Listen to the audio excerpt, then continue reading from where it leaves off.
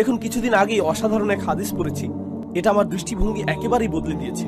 আপনাদেরকে এটা আগেও বলেছি যে আল্লাহ আমাদের সকলের জন্যই জান্নাতে ঘর বানিয়েছে, প্রত্যেকটি মানুষের জন্যই, মুসলিম বলেন অমুসলিম বলেন সবাই, আমাদের প্রত্যেকের জন্যই জান্নাতে একটি বাড়ি বানানো আছে, আমাদের জন্যই একটি পরিবার অপেক্ষা করছে। কেউ কেউ পরিবার বলতে বোঝেন যে তিনি আপনার আর আপনার পরিবারের জন্য জান্নাতের গ্যারান্টি আগেই দিয়ে রেখেছেন। শুধু কিছু মানুষ যেতেই চায় না, কিছু মানুষ জান্নাতেই যেতে চায় না, আর তাই জান্নাতে অনেক খালি বাসা যখন মানুষজন যাবে। আর আল্লাহ বলছেন এই ঘরগুলো উত্তরাধিকার হিসেবে মুমিনদেরকে দেয়া হবে।